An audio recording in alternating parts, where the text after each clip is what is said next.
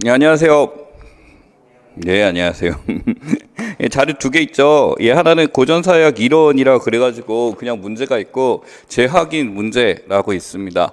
두 개의 차이는 이렇게 보시면 돼요. 왜 그 잡지 사진 찍을 때 그 왜 A컷이 있고 B컷이 있어요. 그런 느낌으로 처음에 같은 걸 찍었었는데 여기에 대해서 어떤 거는 이제 하나는 이제 처음에 제가 출제를 했었던 문제, 목표로 했었던 문제고 거기서 이제 이것도 물어보면 어떨까 또는 이것도 알아야 될 것 같다라는 것들을 B컷으로 재확인 문제를 했습니다. 재확인 문제를 풀 때는 한 가지 유념하실 게 처음에 이 문제를 먼저 푸신 다음에 바로 풀지 마시고요. 예. 바로 풀지 마시고 오기 전에 왜냐면 다음 주에 한 번 더 요것만 빠르게 착 봅니다.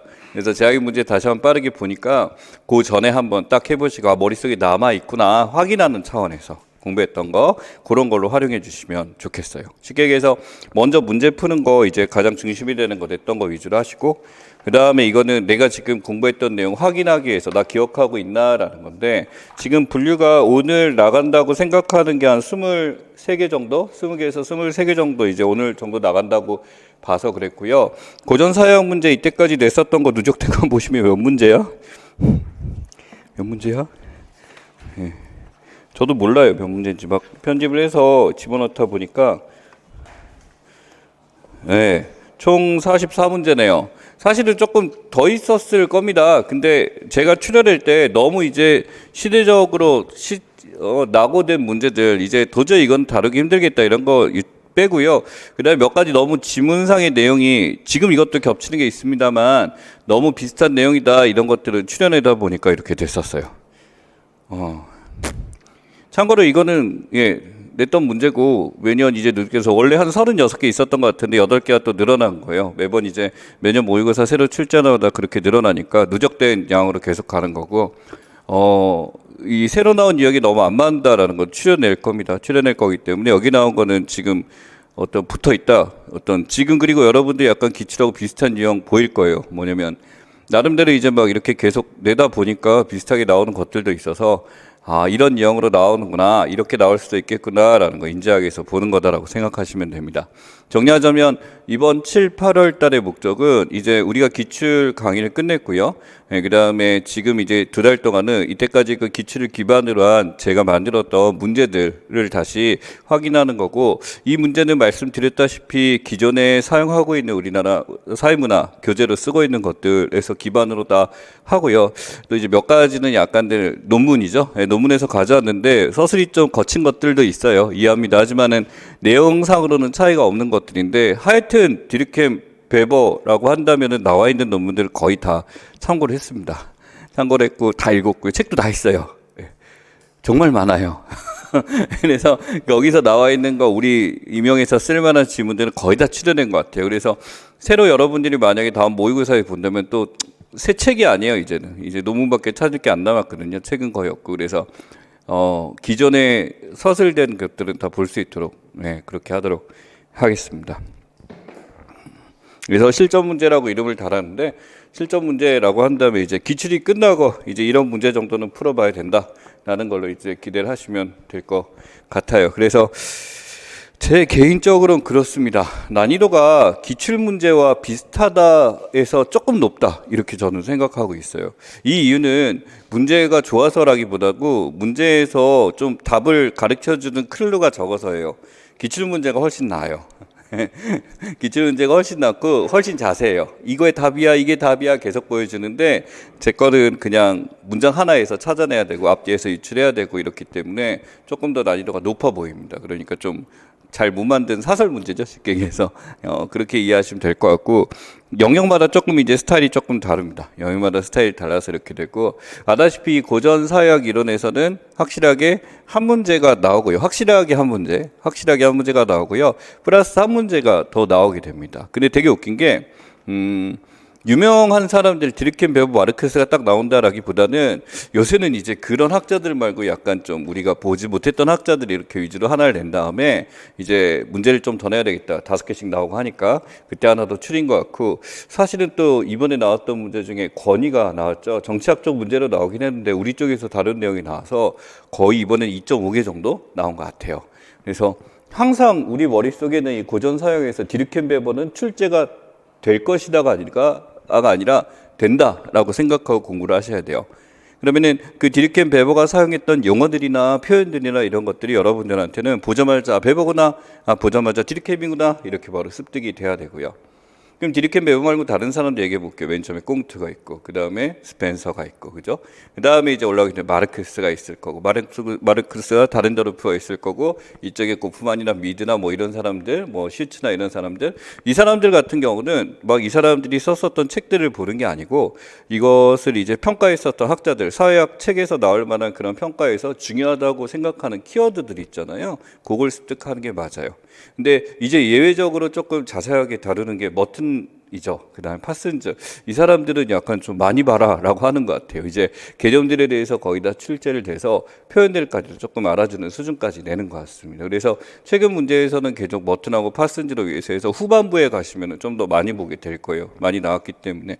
그래서 정리를 하자면 저는 디르켄베버, 최근에는 머튼 파슨즈 해가지고 많이 보는 것 같고, 의외로 출제가 많이 됐던 사람, 뭐 베버가 1위긴 해요. 그 다음에 디르켄하고 머튼이 이제 비슷하게 올라왔고요. 최근에는 파슨즈 2번 정도 이렇게 되다 보니까 그쪽으로 지금 출제를 하는 것 같다라고 기억을 하시면 되겠습니다.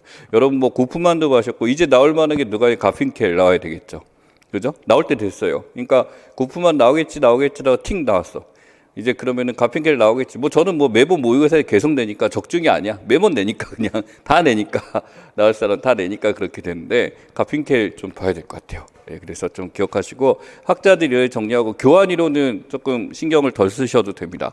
교환이론은 실제로 이제 우리 쪽 사회학 책에서는 교과 과정에서는 뭐 98년도에서 나오다가 05년도죠. 그때 빠져버렸어요. 빠져버려서 안 다루고 우리 책에는 이제 그래도 예전에 기출문제 풀기에는 있으니까 자꾸 내고는 있는데 잘 안 되고 슈츠 같은 사람도 객관식 보기에서 나오긴 했었는데 솔직히 너무 심도 있게 가야 되는 사람은 아닌 것 같다라고 하고 그다음에 미드나 쿨리나 블루머 같은 사람들 우리가 상상론 학자들이라고 하는데 이 사람들은 이 고전사회학 이론이라기보다는 저쪽에 사회학적이나 이쪽에서 다루고 있는 걸로 좀 분류가 되는 것 같아요. 그래서 학 이론으로 보기엔 좀 빼야 될 것 같다는 생각이 있습니다. 그렇게 접근하시면 돼요. 그러면은 정리하자면 오늘은 머릿속에 한 주 동안 디르켄베버만 아주 가열차게 보겠다 이런 생각하시면 될 것 같아요. 가지고 있는 책들 다 펴서 디르켄베버 다 보셔도 좋고 제 책으로 보셔도 좋고 다른 책 보셔도 좋고 검색해서 보셔도 좋고 머릿속에 한 주 동안 그것만 생각하자라고 생각하시면 됩니다. 그래서 매주마다 이렇게 여러분들이 심화시켜서 중점시켜서 읽어볼 만한 것들 말씀드릴게요. 주제를 드리면은 그것만 탐독하시면 됩니다. 문제는 풀 때 여기 나온 서술들이 그래서 잘 보이면 돼요. 그게 목적. 다음 주에 또 어떤 사람들을 줄 건데 이번에 디르켄베버 가보도록 하겠습니다.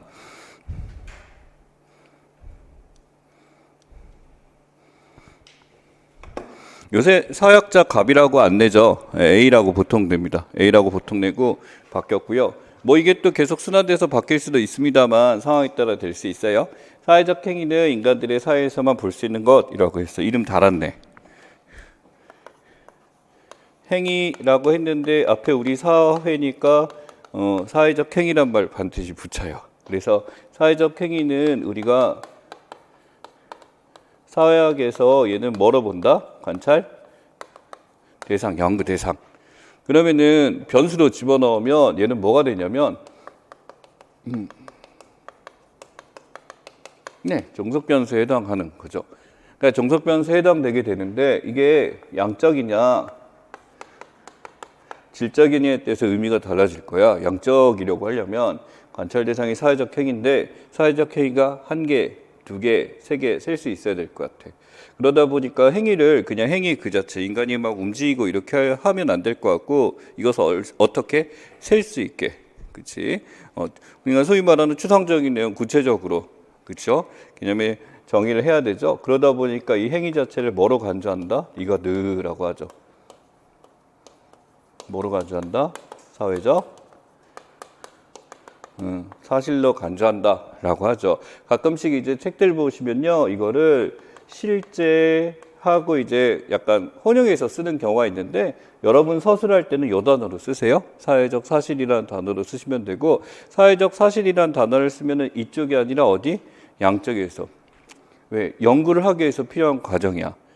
사회적 행위가 사실인가요가 중요한 게 아니라 사회적 행위를 연구하고 싶어서 어쩔 수 없이 우리는 사회적 사실로 보아야만 해라고 하는 거죠. 그냥 이거는 어렵지 않다. 잘 보이니까 잘 보이는데 뭐가 어려냐면 이게 종속 변수라고 했어요. 그러면은 뭐가 있을까? 독립 변수가 있겠지. 이 독립 변수가 우선 디르케임은 뭐라고 했냐면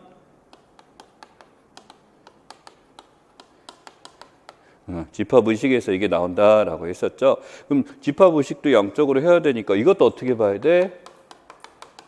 사실로 봐야 돼. 그러면 어떤 사회적 행위가 잘못된 게 있어. 이 행위는 하면 안 돼. 이 행위는 하면 안 되면은 새로운 집합의식을 해야지. 이 집합의식을 고쳐줘야지. 그렇지? 그러니까 이 집합의식에는 도덕도 있을 거고 비도덕도 있을 거예요. 그렇지? 근데 비도덕을 하게 되면 나쁜 행위가 나오고 도덕을 하게 되면 좋은 행위가 나오겠지. 그래서 이 도덕을 살려야지 라고 하는 거. 하나 더. 집합의식에서 또 기억해야 될 게 디르켐이 중요하게 여긴 건요. 집합을 위해서 희생한다는 얘기 절대 안 했어요. 집합의식을 하는 이유가 뭐냐면 나한테 이득이 있으니까. 내가 이걸 하게 되면 훨씬 더 잘 살 수 있으니까. 행복하게 살 수 있으니까.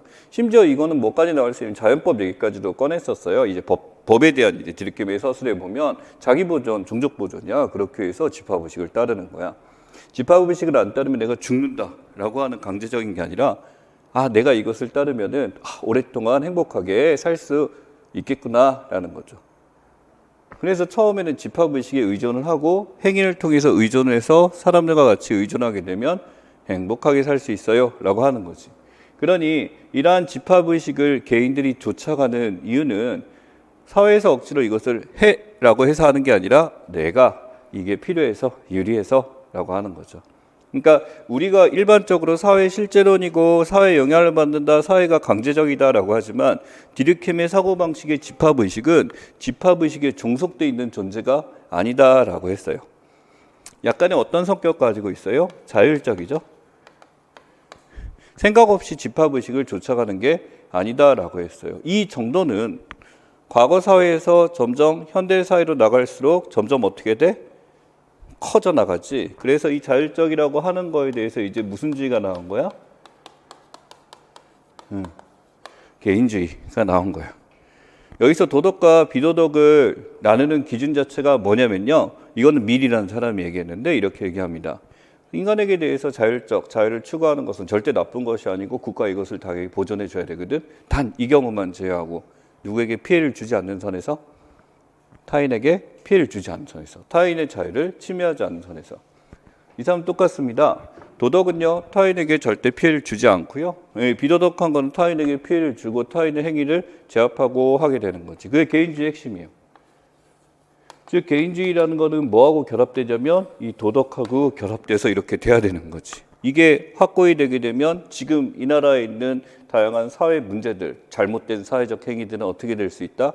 해결될 수 있다라는 거지. 그게 무슨 개인주의? 도덕적 개인주의죠. 디르켐이 얘기한 현대사회 문제를 해결할 수 있는 방안이었죠. 도덕적 개인주의는 그러니까 이거는 뭐의 한 종류예요? 역시 얘도 무슨 의식? 무슨 의식? 집합의식의 한 종류라고 생각하시면 돼요. 집합의식은 일종의 이런 겁니다. 니들이 이걸 믿으면은 굉장히 행복하고 편안하고 생존할 수 있어 라는 거죠. 그리고 니네들은 이미 이걸 믿으면 행복하고 편안하게 살 수 있어 라는 것들을 이미 믿고 있는 것들이 있는 거지.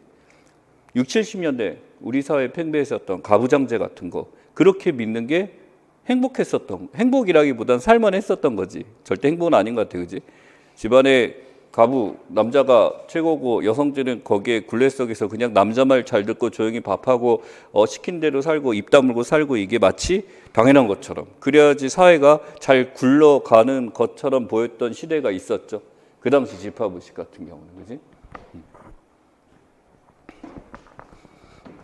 그래서 이 사회적 행위는 독특한 거래. 독특한 거란 얘기는 뭐하고 구분하는 거야?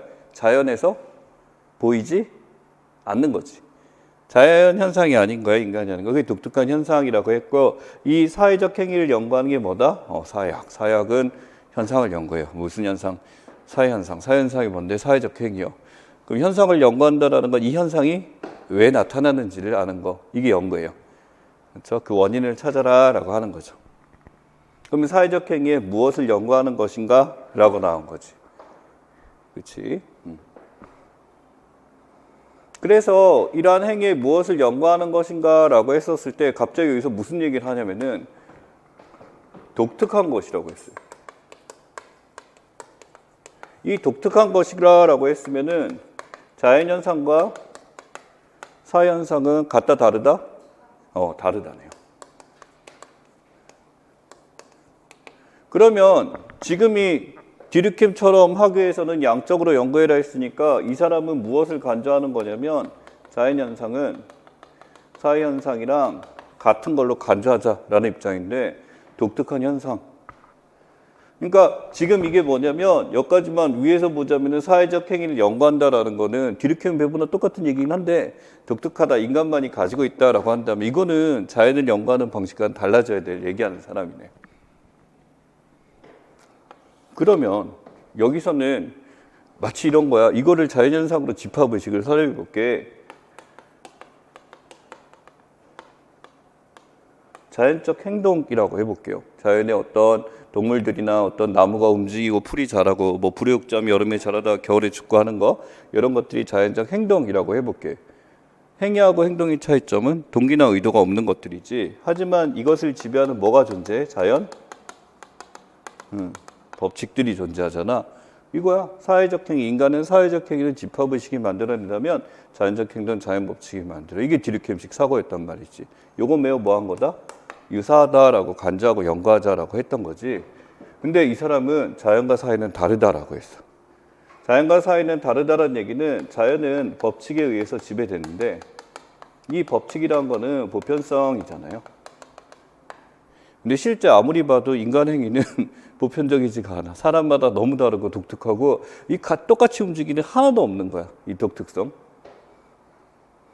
그러면 이러한 독특성에 대해서 이 사회가 사회현상, 사회행위 사회행위는 다르다라니까 보편성이라고 하기에는 애매하고 우선 특수성이라고 했어. 특수성이라는 것은 개인마다 다르다예요. 요건 설명 잘했어요. 누가? 베버가. 근데 이런 것도 있어. 과연 다 다른가? 비슷한 것도 있지 않아? 뭔가 사람들이 이제 시험 기간이 되면 시험 공부를 열심히 한다든지 갑자기 이제 코로나가 발발하게 되면 백신을 막 맞으려고 한다든지 다시 한번 뭐 불편하신 분 있을지 모르는데 저 백신 맞았어요? 얘기를 해야 될 것 같아서 불편한 사람도 있잖아. 진짜 맞았어? 예, 자 그래서 노량진 강사들 다 맞춰준대요. 연락 다 왔어요. 근데 저는 미리 맞아가지고 자 특성이 있는데 그래도 사회마다 비슷한 현상도 있어. 100% 다 똑같이 비슷하게 나타나는 현상들이 있어.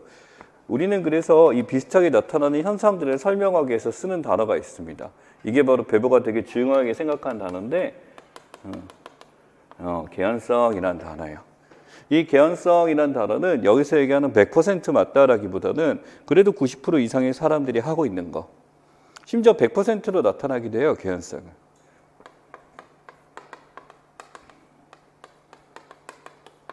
이 가능성이 큰 거잖아.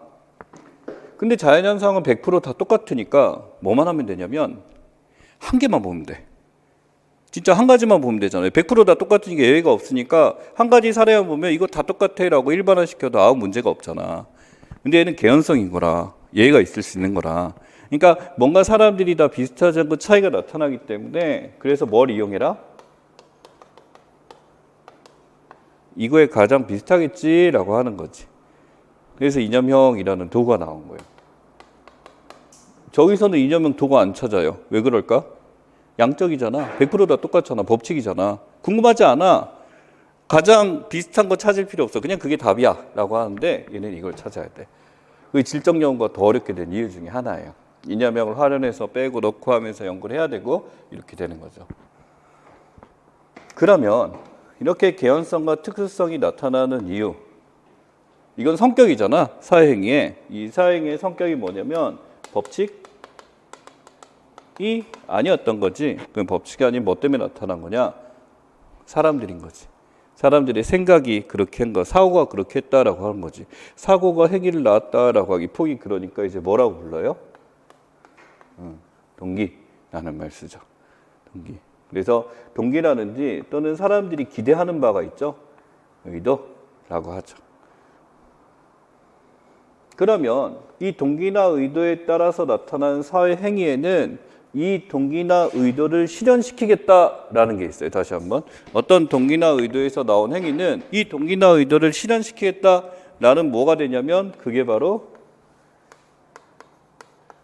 의미인 거지. 그렇지, 의미. 왜 그런 행위를 했어요? 왜 그 사람을 죽였나요? 왜 그 사람한테 전화를 했나요? 왜 그 사람을 구해주었나요? 아파 보여서요. 힘들어 보여서요. 죽이고 싶어서요. 그냥요. 라고 하는 그 사람들의 의미가 있고 이 그 사람의 동기나 의도가 담긴 행위에 담긴 의미를 파악하는 것. 이게 바로 뭐의 역할? 사회학자들이 해야 할 역할. 의미 밝히기. 의미를 밝히면 뭐가 보여? 동기나 의도가 나타나. 그럼 그 행위를 분석할 수 있어. 매보죠. 자, 그래서 행위에 숨어 있는 것을 찾아내야 된대요. 이 행위에 숨어 있는 것이 무엇이냐라고 했었을 때 행위에 숨어 있는 것, 행위 안에 숨어 있으니까 그것을 둘러싼 이것을 이해하는 것이라고 했습니다. 행위가 있고요.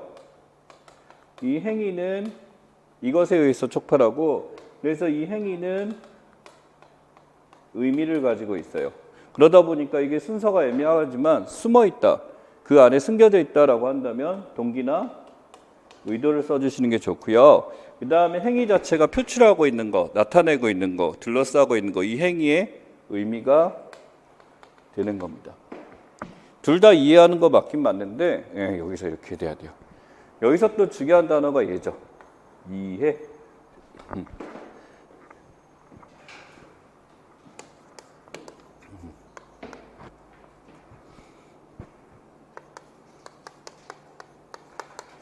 현상을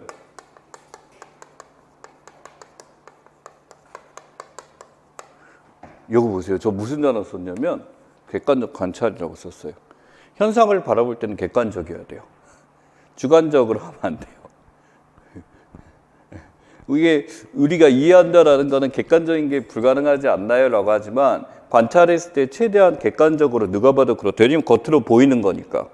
겉으로 보이는데 이 현상 속에 담겨있는 이 안에 있는 동기나 또는 의미나 이런 것들을 할 때는 이제 여기서는 어쩔 수 없어.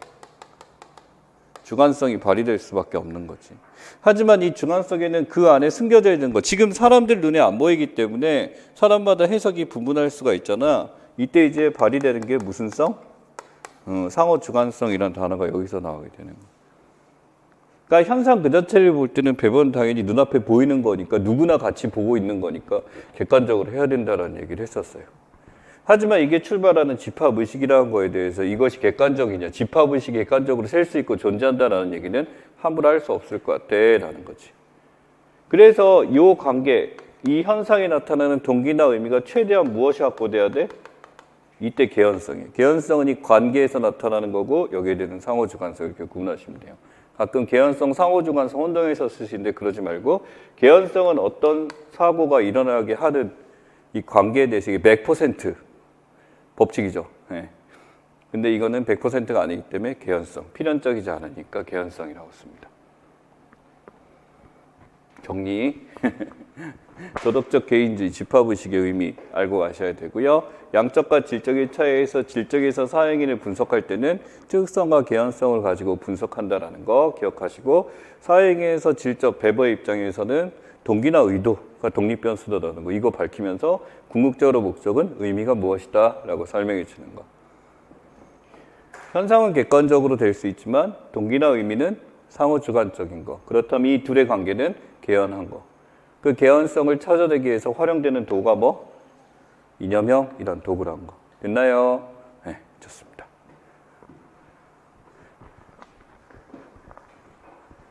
여기서 인간만이 지니는 마음과 정신이. 그래서 우리의 동기나 의도나 인간의 심층, 이게 그래서 이렇게 표현해요. 마음과 정신을 좀 멋있게 심층적, 안속인 것 이런 거 마음 안속에 있는 것이라고 표현했었고 여기 보시면 사회과학과 자연과학을 가르는 경계 자연과학에서 이런 거 볼 수 없다라고 설명을 했죠. 오케이.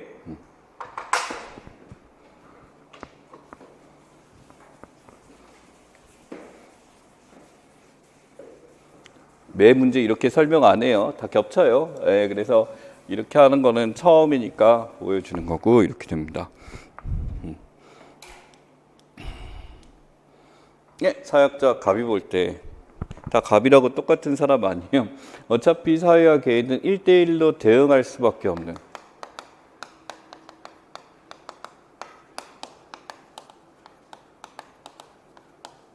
자, 1대1 대응이라는 단어 썼어요. 1대1 대응이라면 둘이 무슨 관계라는 거야? 함수 관계. 아이, 문돌이들. 자, 1대1 대응은 함수고요. 함수하게 되면은 이거잖아. 그치? 이거라는 거지. 함수라는 게 1대1 대응이라는 게 정확하게 어떤 개인의 행위나 어떤 사회적 원인이 있다라고 이제 부르는 것 중에 하나죠. 그래서 이처럼 다른 전제를 이렇게 애를 쓴다라고 그것은 불가능한 기획이라고 강조했다. 다른 전제 제 말이 하나로 묶어내려 애를 쓴다고 하더라도 그것은 불가능한 기획. 이거 뭐지? 이것 하나로 다 묶어내려고 하는 게 쉽지가 않대. 따라서 이러한 당연히 나타나는 일탈과 범죄가 일반인들로 하여금 일반인들을 그렇게 확고부동하게 여기는 이거. 자, 일반인들, 개인들이 신뢰죠? 이것을 신뢰하고 있대요. 신뢰와 도덕이 결코 그런 류의 것이 아니라는 것을 인식하는 계기를 제공하는 것이다. 일탈과 범죄가 자신들의 이것에 해당하는 것이 아니래. 그치? 그러니까 이것하고 매우 유사한 도덕이란 것은 일탈과 범죄를 허용하지 않는다. 개인들은 이것을 믿기 때문에 그렇지? 이것 허용하지 않는다. 그렇게 고집스럽게 믿는 일반인들 믿음 나왔어요. 믿음. 일반인들이 믿고 있대. 일정의 경적 올리는 좋은 기회가 될 수 있다는 것이다. 가끔씩 이 믿음을 깨트리는 일도 있다라는 거지. 사역자가 특정 개인의 모든 신념과 행위를 자 여기 보면은 이 개인들이 갖고 있는 개인들이 행위를 하거나 신념이 있는데 이 모든 것들은 사회 이것과 일치신경 본래적으로 불가능한 것을 억지로 시도하는 것이었다라고 나왔어요. 이 학자는 그러니까 뭐라고 했냐면 사회하고 개인이 함수 관계가 있는데 실제로 이 개인이 사회에 영향을 받는다라는 거는 바로 이 사람의 머릿속에 있는 이것이 이 사람들의 행위를 촉발한다라는 거지. 근데 이 행위는 개인마다 다른 것이 아니라 사회에 있는 사람들이 함께 가지고 있는 것이라고 얘기를 했어요. 여기 바로 뭐냐면 이 도덕과 성격이 비슷한 거 방금 전에 했죠. 도덕과 비도덕을 나누는 기준이 되고 하는 거 무슨 의식? 이게 집합의식이에요.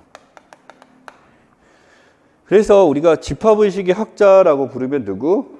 디르켐이라고 아까 했었고요.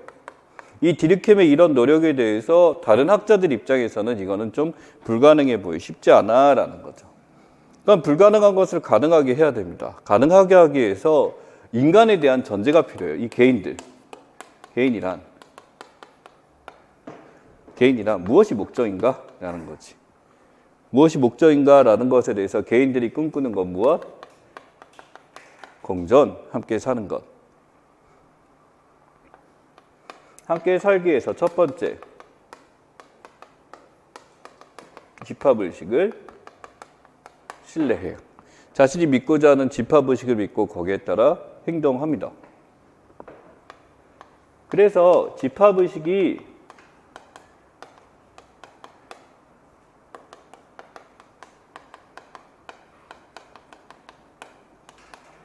집합의식이 공유된 사람들의 집합, 이걸 뭐라 불러요? 어려운 거 아니야.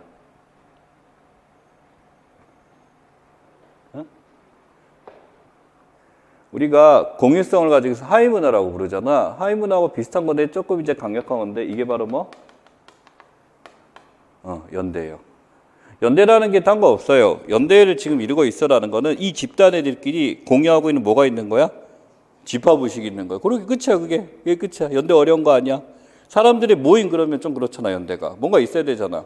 연대라는 거 똑같이 이 사람들이 함께 믿고 있는 무언가가 있어야 돼. 그게 뭐? 집합의식을 함께 믿고 있는 사람들. 그래서 여기에 따라서 이 집합들을 분류하게 된 게 무슨 연대? 기계적 연대가 있었고 유기적 연대가 있었는데 두 개의 성격의 차이는요. 자, 이렇게 하는 게 자, 분업의 증가라고 했어요. 분업의 증가 때문에 상호 의존성의 증가라고 했어요. 자, 근데 이거는 디르켐이 얘기하진 않았지만 이 당시 사회 현상을 볼게. 사회 현상이 이거 맞아요. 이게 디르켐이 얘기한 거야. 여기서 이렇게 바뀌어야 되는 분업이 증가하고 그에 따른 상호 의존성의 증가로 인해서 계제어는 이걸로 바뀌었다라고 했거든. 이거지. 이것도 이제 한몫 작용했죠. 이 사회가 개인주의화 됐다라는 거지. 과거에 기계적 연대라는 거는 개인을 생각하기보다는 그저 기계적으로 사람들이 갖고 있는 거를 전통이나 카리스마나 이걸 막 따르던 시대였다라는 거예요. 근데 이제 분업되게 되면서 딴 사람한테 폐를 끼쳐야 돼. 왜냐하면 분업하다 보니까 모든 것을 다 만능처럼 다 했던 시대에서 이제 내가 맡은 역할은 특화된 이거밖에 없기 때문에 다른 사람한테 부탁을 해야 되는 거지. 그러니까 부탁을 하는데 폐를 안 끼쳐요. 자기도 도움이 돼야 되고 하다 보니까 그래서 이렇게 된 것 같아요. 관계가. 분업이 증가하게 되고 개인재가 증가하게 되면서 상호 의존성도 당연히 덩달아 증가하게 된 거. 그래서 유기적 연대의 성격이죠. 상호 의존성. 하지만 이 안에 서로 간에 이제 상호 의존성이 증가하긴 하지 모든 사람이 그렇게 친밀하진 않아. 친밀하진 않아서 서로 간에 뭐도 발생해? 다툼도 발생해. 싸움도 발생해. 그지? 그 다툼과 싸움이 발생하게 된 거는 그들 간의 관계를 규정할 만한 뭐가 없기 때문에 규범의 부재죠. 규범이 부재해서 나타나서 서로 간에 충돌이 발생하는 상황을 아노미라고 했었고 도덕적 개인주의 이전에 이 사람이 제시한 건 바로 이런 거였어요. 분업돼서 다른 직업 간의 그런 충돌, 관계와 충돌이 나타나니까 이것을 보완해 주기 위해서 이 사람들의 충돌을 없애줄 수 있는 이 사람들의 마음을 대변해 줄 수 있는 이것이 필요해. 무슨 단체? 직능 단체를 그래서 얘기했던 거예요. 그러니까 특화된 분업증이 이런 게 있을 거예요. 모든 분업된 직업들이요 같은 수준이 아닐 거야. 어떤 직업은 굉장히 인정받고 사회적으로 통용받고 사람들이 좋아하고 선호하는 직업이 있는 반면 어떤 직업은 굉장히 천대받고 하대받고 하는 거지. 뉴스 보셨죠? 그 서울대 그 925의 그 925가 그 건물이에요. 건물 그 기숙사 그 5층이죠. 거기 이제 그 근로 노동자분 한 분 50대 여성분이에요. 돌아가셨죠. 침대 위에서 쉬다가. 근데 이게 나는 아직도 조금 이해가 안 가. 이게 진짜로 한 2년마다 3년마다 매번 나타나. 대학교 청소 노동자들에 대한 어떤 그 막 화장실이나 창고에서 자게 하고 막 그러면서 막 계속 이제 영역줘서 바뀌고 하게 되는데 이번 서울대는 좀 선을 넘어서 나온 거예요. 한번 나중에 뉴스를 한번 보시면 알겠지만 시험이 있거든요. 그분들 테스트한 거. 관악 그 무슨 생활관 무슨 어떤 관악 서울 생활관을 뭐 한자로 써봐라 이런 거 영어로 써봐라 뭐 회의를 할 때는 드레스 코드를 주어지고 막 이런 게 나오는데 그게 뭐 확대되고 한 거기도 하겠지만 제가 보기에 서울대 자체 시스템의 문제가 아니라 그 중간 관리자가 권력을 너무 발휘한 거예요. 내가 보기에는. 그러니까 서울대 총장이 책임질 것 같지는 않은데 왜 뭐 하는 짓거리지? 라는 생각이 들거든요. 그리고 이게 서울대 학생들 입장에서는 굉장히 화가 날 만한 상황인 것 같아. 도대체 학비를 받고 이렇게 되는데 우리 어머니 같은 분들을 왜 그렇게 건드렸을까? 나는 그런 생각 들어요. 대학생들이 그런 생각을 가지고 있지 않을 것 같아요. 이분들이 대접받아야 되는 걸 당연하게 생각한다고 생각해. 학생들은. 근데 이게 어떻게 보면 어떤 일종의 관료제적인 상황이라고 볼 수 있을 것 같아요. 나중에 찾아보시면 됩니다. 그래서 그 청소 노동자들이 이제 모여갖고 이제 어떤 집회를 열었죠. 일종의 직능단체가 이제 자신들의 입장에 대해서 그러한 아노미적 상황이 아노미적 자살이 나타난 거예요. 그 노동자의 죽음은 아노미적 자살이에요. 그래서 내가 이런 상황에서 도대체 어떻게 해야 되지? 라는 건 이기적이지 않았어요. 왜? 현장에서 그렇게 됐고 현장에서 일을 끝나고 쉬다가 그만 그렇게 돌아가신 거니까 아노미적 자살 사례인데 한번 살펴보시기 바랍니다. 네. 그래서 지금 디르켐 얘기했고요. 그래서 이거는 어떻게 보면 디르켐 자체 얘기보다는 디르켐에 대한 평가죠. 네, 평가이기 때문에 이렇게 안 나옵니다. 이거보다 훨씬 쉽게 나와요. 네, 이거보다 훨씬 쉽게 나오고 보시면 좋겠습니다. 예. 그래서 여기 문제에 보시면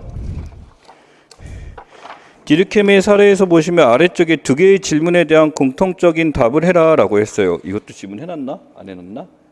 안 했나? 뭐 게을렀어요. 그 질문이 없어. 질문 볼게.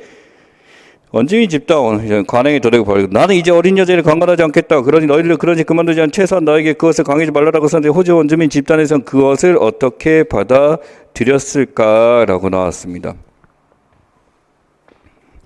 지금 이게 뭐냐면 그 사회에서 통용되고 있는 집합 의식에 대해서 반기를 든 거죠.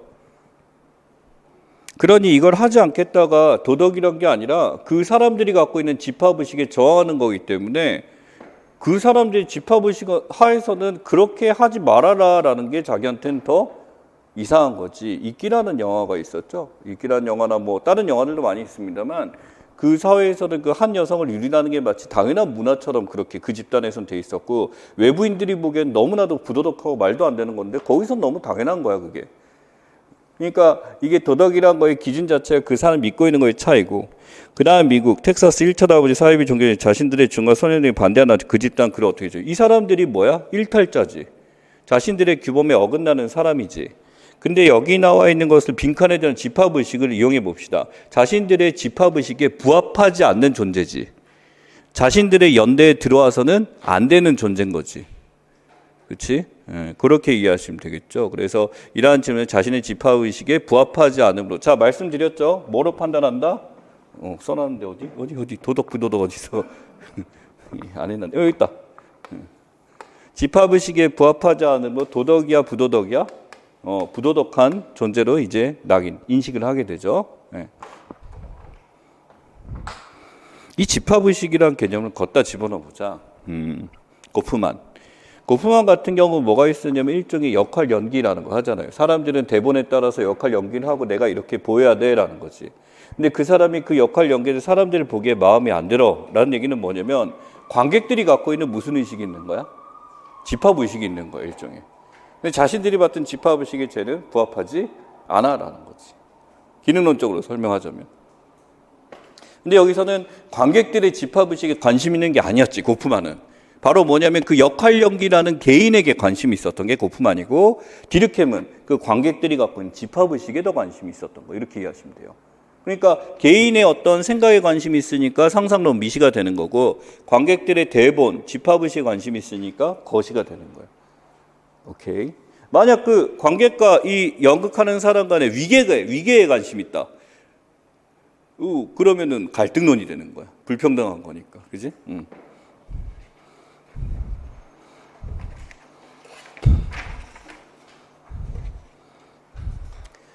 이거 하고 조금만 하고 쉬는 시간 들릴 때 한번 스케치 한번 해봐요. 그냥 보니까 좀 벙 뜨지. 답을 좀 써봐요. 그러니까 정확하게 답을 쓰는 게 이 얘기구나라는 게 대충 스케치가 될 거예요. 네. 자, 그 다음 3번입니다. 사회적 행위의 원인과 결과를 연결하여 우리 생활의 한 명제를 만들어낸다. 자, 얘가 하는 역할이 뭐냐면 행위가 있고 행위의 원인도 있고 행위의 결과도 있어. 요것을 연결하는 이 명제를 연결하는 게 얘래. 그러니까 얘는 이 중간에 링크 골이라는 거지. 얘와 얘를 연결하고 얘와 얘를 연결하고 하는 거래요. 그렇죠? 그러면은 만약에 집합의식이라고 한다면 집합의식과 행위를 연결하는 거고 이런 거고 이 연결고리라는 건 이 관계를 밝혀내는 것들을 이야기하는 거예요. 낙론 끝과의 차이가 있다. 그 원인은 인도만이 가진 특성인 종교에서 찾을 수 있다. 그 사람들은 여기 보면 뭐가 나왔냐면 간접 경험이나 추체험이라고 나왔어요. 굉장히 중요한 단어인데 실제 연구하는 게 뭐냐면은 인도 치즈 산업이야. 근데 이것을 알기 위해서 이 원인을 알기 위해서 무엇을 하라고 했냐면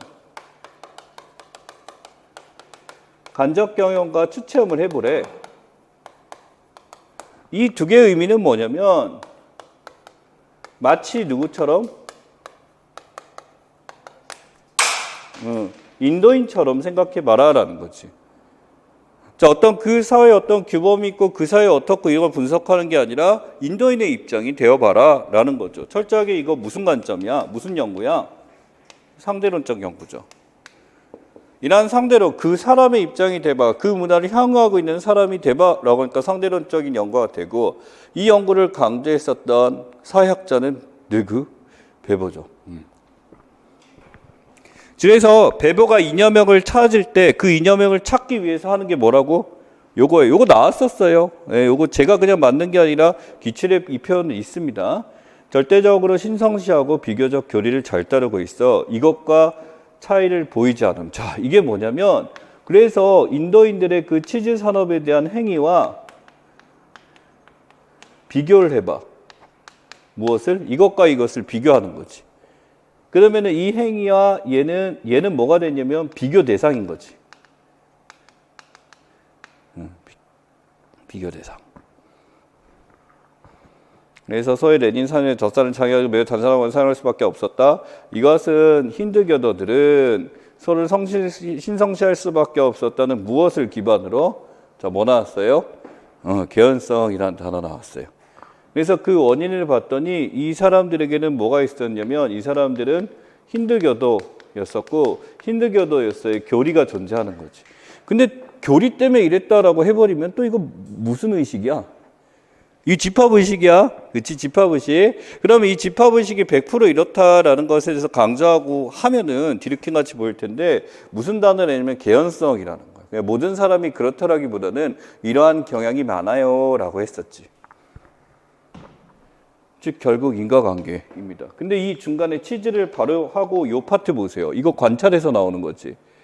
베버도 관찰할 때는 무슨 방법을 써? 실제로 무엇을 한다라는 객관적인 방법을 사용한다라는 겁니다.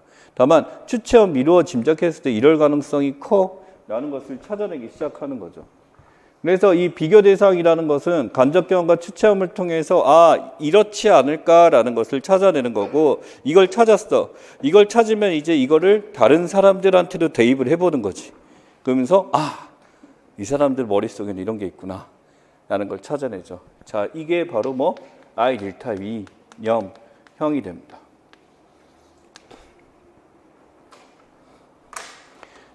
자, 근데 여기서 한번 써볼게요. 베버 슈츠.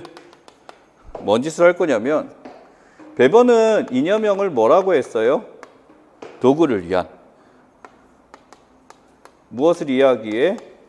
의미를 이해하기 위한. 그지? 도구였지? 이념형 그 자체가 슈츠 입장에서 뭐라고 했어요? 사회학자는 반드시 이러한 이념형을 찾아내야 된다.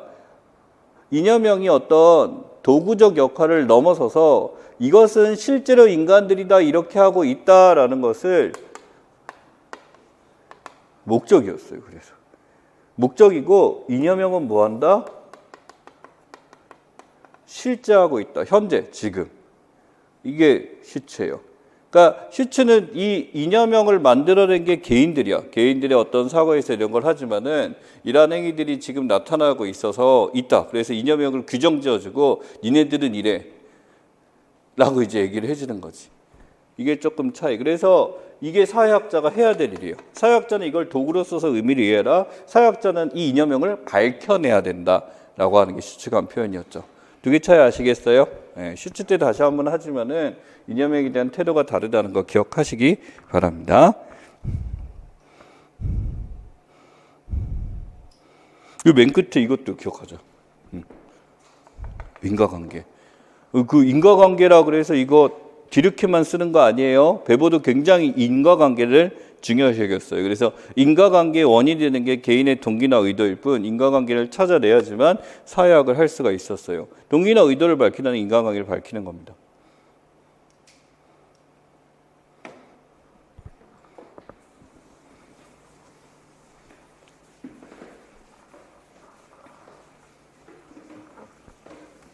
(4번) 사회학자 갑이 말하는 이 개념, 현재의 것과는 차이가 있다. 자, 이게 뭔데?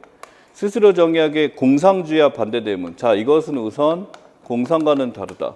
공상이란 것은 머릿속에 있는 추상적인 사고라고 생각하시면 돼요. 근데 공상이기 때문에 그것이 실존하는 것이 아니라 머릿속에만 존재하는 그런 의미겠죠. 실제적인 것. 예의 성격은 실제적인 것이네요. 네, 그 다음에 맞닥뜨린 환경을 지속적으로 개선하기에 건전한 성찰에 필요한 진정한 목적. 실제기도 하고 목적이기도 하네요. 목적. 이 당시 상할 때 그가 이것이라는 사역자. 자, 나왔어요. 네, 과학적. 과학적으로 보기 위해서 했던 게 뭐였지? 뭐로 간주해라? 사회적 사실이죠, 이거. 아까 했었죠? 과학적으로 연구하려면 지금 눈앞에 있는 보이는 현상들을 실제로 셀 수 있고 정확하게 있고 이것이 실제하는 것이고 라는 거죠.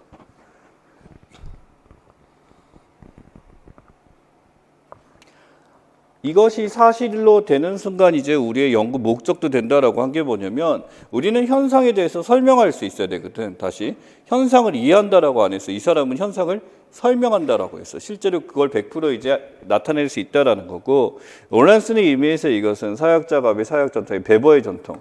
그러니까 사회적 사실의 예선에는 과학적이고 실제고 목적이고라고 하는 게 뒤룩힘 시대에 있었다라고 한다면 베버는 이렇게 했었죠. 모호하던 초기 사역의 발생에서 그가 과학적인 태도를 주장하였기에 사역이 자리 잡는 데 중요한 역할을 하였다. 베버가 어떻게 보았다라는 얘기는 사역적 사실의 후계의 의기는 없지만 이 얘기는 뭐냐면 어찌됐든 이 디르켐의 노력으로 통해서 과학적인 연구가 가능해졌다라는 것은 당연한 얘기, 주제할 만한 얘기라는 표현을 지금 했네요. 그래서 이러한 사회적 사실이란 것은 공상과는 다른 거고 실제고 목적이고 이것 때문에 뭐가 가능해졌다? 과학적 연구가 가능해졌다. 그렇기 때문에 여기서 기억해야 될 거는 사회 현상은 사회적 사실이야라는 명제가 맞는 게 아니고 그렇게 표현했지만 핵심 뭐다? 사회적 현상, 사회 현상은 사회적 사실로 보아야 해라는 당위적이죠. 이 사회적 사실은 당위적 의미죠. 그렇게 해야만 해라고 하는 거.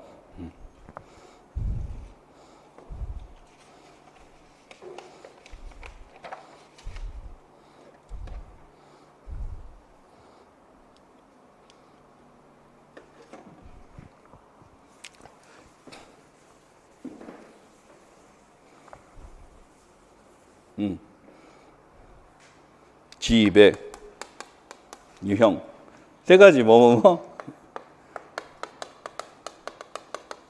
카리스마적 권위에 대한 지배 또 전통 그 다음 법적 합리적 지배 이거 하나 얘기할게요. 그 베버가 추구했던 게 뭐냐면은 법적 합리적 지배가 꼭 좋다고 얘기 안 했어. 이 법적 합리적 지배가 갖고 있는 한계점 때문에 무슨 단어가 나왔냐면 쇠우리 강철에 필요한 단어가 나왔어. 이게 인간을 보지 않고 그냥 이런 규범 안에만 집어넣다 보니까 이게 정말 인간이 합리적으로 행복한 건가? 형식에 잡혀있고 형식적 지배인 거지 쉽게 얘기해서.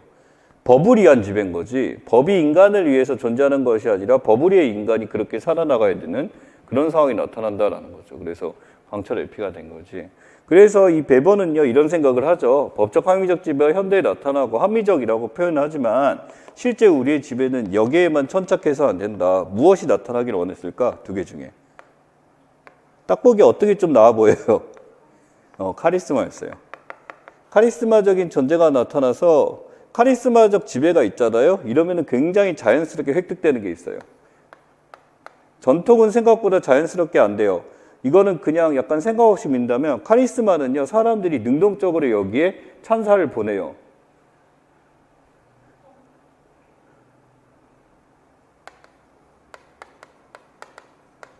오케이? 그럼 여기 나올 거예요. 헤게모니. 그렇지? 헤게모니란 게 뭐? 사람들의 입장에서 나는 너희 지배를 따를 것이야. 너희 지도를 인정할게 라고 하는 믿음이죠. 그렇죠? 헤게모니를 획득했다라고 하는데 예를 들어 이 사람 잘 모르겠지. 그치? 사람마다 다르니까 이 사람 헤게모니 획득했어요. 누구의? 같은 당에 있는 사람들한테. 그래서 이 사람이 무슨 얘기 못하도록 하겠다니까 진짜 안 하고요. 이 사람이 시킨 대로 지금 움직여요. 오, 되게 무서워요.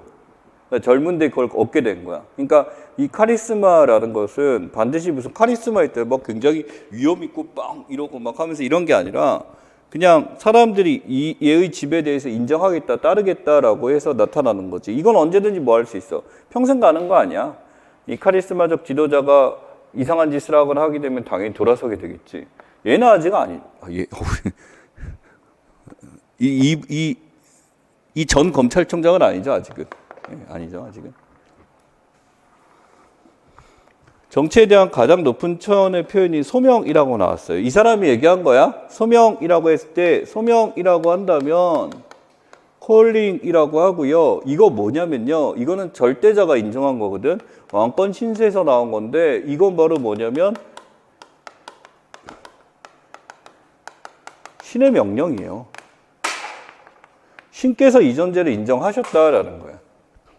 그러니까 신에 대한 믿음은요, 우리가 절대적 믿음이기 때문에 우리가 이것이 도덕이니 비도덕이니 판단해서도 안 돼요. 그냥 그렇다라고 받아들이는 것에 대해서 이런 지도자가 소명을 갖고 왔다라고 한다면 우리는 거기에 대해서 신의 왕권 신서라고 같이 보는 거예요. 일종의 소명이라는 단어 자체가 그 뿌리에 두고 있기 때문이다. 왕권 신설성이거다.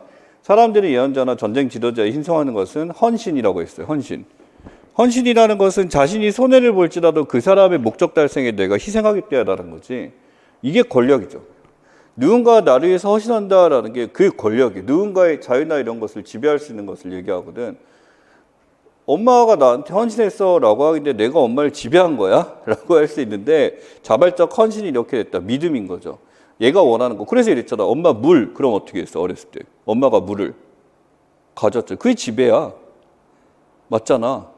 엄마가 하고 싶고 뭐 하고 싶은 게 있는데 엄마한테 어렸을 때 엄마 물 이러면은 저도 오늘 우리 아들한테 물 갖다 주고 똥도 닦아줬는데 그지만 명령은 아직 안 했어요. 아직 10개월이라 단어는 못 하는데 그냥 쌌다는 뜻이거든요. 그래서 바로 이제 아무튼 그래서 소명을 받은 지도자, 예언자, 인물계인을 내적으로 소명을 받은 지도자로 인정하기 때문이다. 인정한 거지. 누가? 나를 인정해 달라가 아니라 사람들이 이렇게 인정하는 거지. 그게 뭐? 헤게모니. 나를 인정해줘. 그래서 그래 해줄게. 이게 아니라 저 사람이 진짜 인물이네 라고 인정하는 게 이거. 사람들이 그의 목자는 법규 때문이 아니다. 법규 때문에 따르면은 이건 무슨 지배? 법적 합의적 지배. 그지? 이들은 가장 본래적인 의미에서 소명을 가진 정치가들, 카리스마의 지도자. 정치가들이 동원한 권력 자원이래. 권력이 다시 한번 뭐라고요? 누군가의 행동이나 자유를 제한할 수 있는 거. 그거는 바로 니은이다. 이것은 인적이나 행정관리와 다른 하나의 물질이나 행정수단으로 구성되며 자 나왔어요. 행정수단을 구성됩니다. 근대 국가에서 아주 특별하다. 행정수단이래. 행정적으로 이걸 통해서 사람들의 행위나 이런 것들을 제어할 수 있고 서로 불리는 채 자 여기 있다. 이거 뭐 여기까지 나오면 너무 노골적이다. 그죠? 네. 왕권 신수설 당시에 이러한 왕들이 절대적인 왕권을 유지할 수 있었던 이유는 두 가지가 있었죠. 첫 번째가 뭐냐면 물리적으로 왕들은 각 귀족들의 칭송받고 세금을 받아서 이걸 통해서 자신들의 밑에 있는 백성들을 보호한다는 차원에서 기사도 소집하고 군대도 소집하게 되면서 무엇을 얻었어? 상비군이지. 언제든지 전쟁을 하고 누군가가 포갑을 하게 되면 제할할 수 있는 거고 두 번째가 바로 뭐였냐면 밑에 그만큼 자신의 상비군을 구성하고 자신의 권력에 도움을 주는 사람의 순서대로 권력을 부여해 주기 시작하지. 그래서 위계를 만들지. 그 위계를 뭐라 그래? 관료제죠. 여기서 나온 이 제도한 통치는 관료제. 이 관료제와 상비군은 그 왕을 절대 왕정으로 유지할 수 있게 만들었고 이 왕은 그래서 자신이 신에게 부름받았다. 그래서 이러한 걸 유지할 수 있었다라고 하는 콜링을 강조했던 거지. 그러니 그 당시 절대왕정의 모습은 전통과 카리스마가 혼재되어 있었기 때문에 단순한 전통이면 사람들이 말을 안 듣고 할 수도 있는데 그 당시에 사람들이 막 따라가고 우리 왕을 쫓아가고 우리 왕을 인정했다라는 것은 카리스마가 혼재된 형태였다라고 볼 수가 있죠. 근데 이 관료제가 등장하게 되면서 점점 이 밑에 있는 관료들이 왕권에 저항하기 시작하고 그러면서 시민혁명이 나타났으니 그게 이렇게 변하게 된 계기도 있죠. 과거의 물질적 통제 시스템의 독자적 처분권은 신문제적 기구들의 권한을 박탈하고 국가 자신의 최종적 위치를 올려놨기 때문이다 라고 나왔어요. 그래서 이 관료제를 통해서 관료제가 가지고 있는 과도제적 성격 아래 꼭대기에 자신의 왕이라는 것을 위에다 올려놓게 되고 우리나라 뭐 신라시대 관등제, 관복제부터 시작해서 무슨 골품제도도 마찬가지죠. 그러한 것들의 정점에 자신을 두게 됨으로써 관료제가 자신의 세력을 공고히 하는데 활용됐었던 거지. 근데 이 관료제가 안 없어졌어. 법적 합리적 체제에선 더 강화됐어. 더 강화됐어. 이것만 남았어. 관료제만. 좋을 줄 알았어. 그게 아니었던 거지. 나중에 나옵니다. 그래서 지금 이 배보가 보았던 이러한 지배나 성격에 대해서 하고 이번에 시험에 나왔었던 게 이 권위에 대한 문제였었고 아마 어렵지 않게 여러분 쓰셨을 겁니다. 그래서 저는 개인적으로 이제 나와야 될 게 이거라고 봅니다. 헤게모니. 그 다음에 이것도 있어요. 헤게모니를 얻기 위해서 이 사람은 콜링, 소명을 받은 사람이야 라는 것을 믿게 하기 위해서 스토리들을 만들죠. 막 어렸을 때 7살 때 뭐 막 산에 놀러 가는데 왜 호랑이나 낚시하다 그걸 맨주먹으로 때려잡고 뭐 이런 소리 나오잖아. 그런 이제 있는지 없는지 모르는 허황된 생각들을 뭐라 그러지? 이데올로기지. 그래서 헤게모니를 얻기 위한 그런 수단적 요소를 그런 허위 의식들, 잘못된 생각들, 실제 있는지 없는지 증명되지 않은 것들을 막 퍼뜨리면서 헤게모니 획득을 하기도 합니다. 오케이? 그래서 이데올로기하고 두 개 기억을 하시고요. 하나만 더 할게요.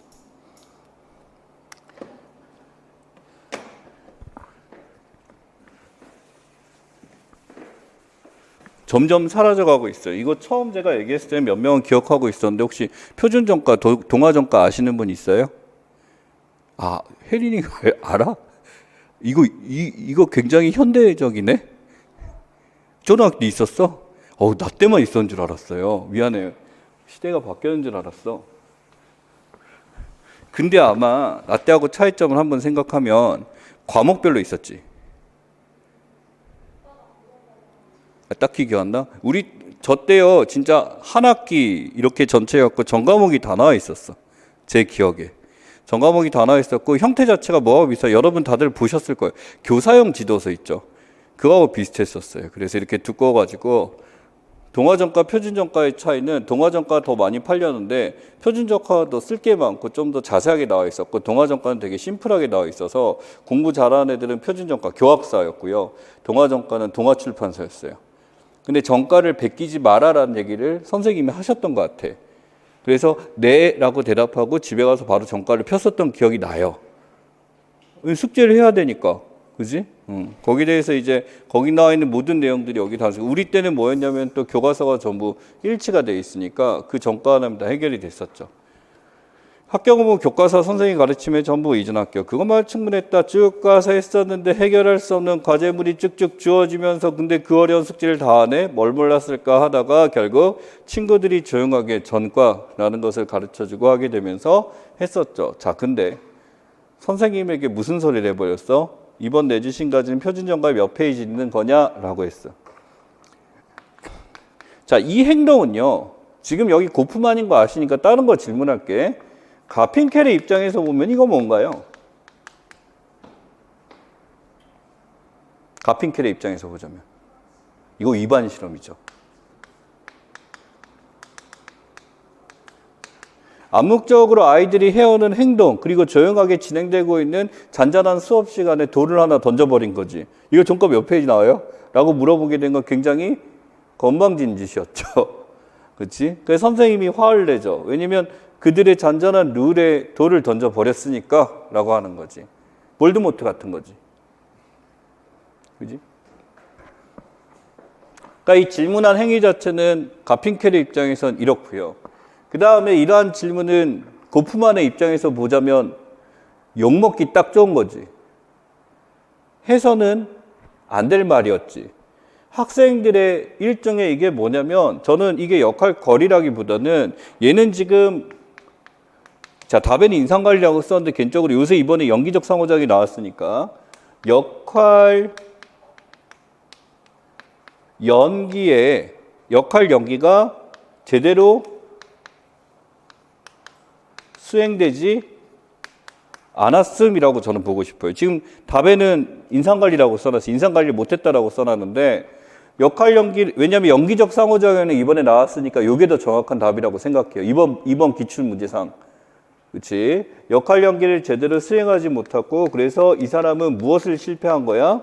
인상 관리에 실패하게 된 거예요. 그러면 인상 관리에 실패했다라고 한다면 이 사람은 이제 여기에 대해서 사람들이 예를 보면 또 정가 몇 편인지 물어보게 하면서 이렇게 막 틱틱 놀리기 시작하고 막 이렇게 하다 보니까 이 사람은 이제 뭐가 주어지게 되냐면 스티그마라는 게 주어져요. 오명이죠. 오명이 부여돼요. 이런 걸 뭐라 그래? 고프만의 낙인이에요. 고프만의 낙인. 고프만의 낙인은 어떤 사람이 규정해서 하는 것이 아니라 기존에 우리가 약속된 것들에 대해서 이걸 어김으로써 사람들이 그 어기는 존재, 악명이 형성되게 되는 거지. 이게 고프만의 낙인. 선생님은 매우 화를 내셨고 아이들은 킬킬대고 웃기 시작했다라는 거지. 미쳤구나 그 얘기를 한 네가 하게 되면서. 근데 모를 수도 있는 거지. 그래서 니은 같은 경우는 생각 없이 순진한, 여기 마지막에 나오죠. 생각 없는 순진한 놈으로 한 학기를 보내었다. 뭐다? 낙인이 부여됐다라는 거죠. 그래서 이 스트로스, 이 내용에서 뭐냐면 사실은 이 표준정가에 따라 숙제를 하는 게 뭐냐면 이게 누구의 역할이야? 학생의 역할이라고 해볼게요. 학생의 역할은 뭐냐면 이름 갖고 해야 돼. 잘 배우는 것이야. 잘 배우고 익히는 것이었는데 실제로 이 학급에서는 사실 뭐였냐면 숨겨진 역할 연기가 있었던 거지. 바로 뭐? 전과 베끼기. 물론 선생님이 내놓고 얘기는 안 했지만은 애들이 숙제를 제대로 하기 위해서는 전과를 베껴왔었고 선생님도 전과에 나온 내용 기준으로 숙제를 내주셨던 거지. 일종의 전과는 뭐였냐면 자 이게 연극학적 이론에 나온 단어예요. 이 전과는 일종의 이들에게 있어서 뭐야? 대본인 거지. 이걸 대본이라고 해요. 그러니까 이들이 남들에게 노출시키진 않지만 그래도 따르고 있었던 룰 같은 것들이야. 룰이야, 룰. 외부에는 표출되지 않는. 이거를 가핑켈의 입장에서 물어보자면 뭐라고 하냐면 이게 사회적 실제예요. 전과를 베껴오는 행위 자체가 사회적 실제인 거야. 이걸 지키기 위해서 애들은 네 숙제 해왔니? 네 해서 검사 맞고 해왔던 거지. 그냥 말하지 않고 해왔던 거지. 그렇지?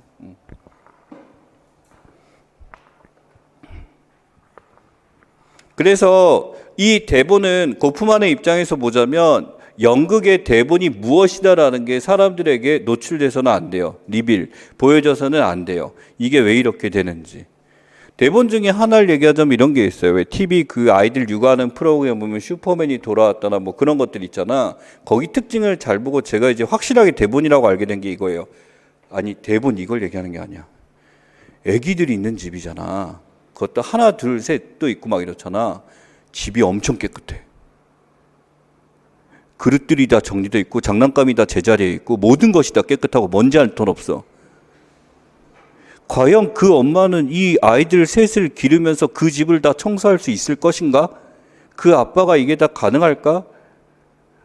10개월짜리 아이를 하나 길러도 분명히 청소가 끝난 후 정확히 5분 후에는 다시 아수라장이 되는 현실 보면서 이게 하나 둘 셋 되면은 제곱으로 올라갈 텐데 왜 집이 깨끗할까라는 거지. 보이지 않는 대본에는 이 엄마들 아빠들이 참 대단해라는 것보다도 사람을 쓸 것 같아요. 이 사람을 안 쓰고는 그 깨끗함이 유지된다는 거는 가능하던데요. 그런 사람 있을 수도 있는데 제가 보기에는 아닌 것 같아요. 그건 아니야. 그래서 뭐 혼자 살 수 있는 좁은 공간이면 상관없겠는데 그게 숨겨진 대본이야. 그러니까 당연히 저기는 아줌마 쓰겠지 하는 게 그냥 주부들의 푸념인 줄 알았는데 써야지 가능한 거였더라고. 근데 거기서는 그 아줌마를 쓰고 뭐 이제 활동을 하게 되면서 그런 게 노출되지 않죠. 그냥 오늘 뭐 즐거운 하루, 뭐 건우와 나은이의 즐거운 하루 뭐 이렇게 나오잖아. 그렇지? 그게 대본이라고 생각해요. 제 입장에서는. 그냥 대본이 당연히 명시하고 글로 써져 있는 게 아니라 그냥 그 집이 깨끗해야지 방송이 잘 나오니까 이런 게 아닐까 싶었어. 그래서 여기 보시면은 지금 나오는 것 중에 선생님이 화를 내거나 이런 것들이라고 한다면 이제 이 사람에게 낙인이 쭉 찍어지는 이유. 바로 뭐 때문에? 인상관리에 실패하게 돼서 낙인이 찍어지게 되고 이 이후 행동이 뭐예요? 선택을 해야지. 낙인대로 그냥 낙인의 상태로서 그냥 조용히 죽어 지내는 경우도 있겠죠. 풀 죽어 지내는 경우도 있겠지만 그렇지 않은 경우도 있어.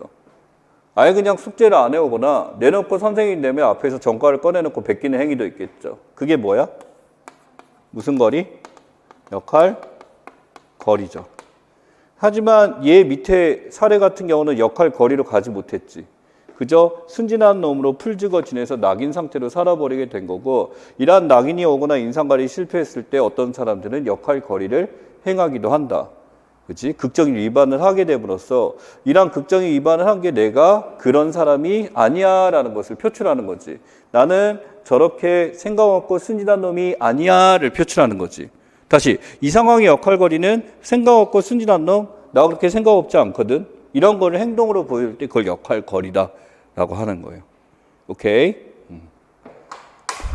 좋습니다. 6번까지 지금 했고요. 아마 진도사항 차후에 16번에서 20번까지 지금 뒤에도 할수록 이렇게 사람이 처음 소개되는 거나 말이 많지 적어져요. 예, 그러니까 거기까지 할 거고 잠시 휴식했다가 진행하도록 하겠습니다.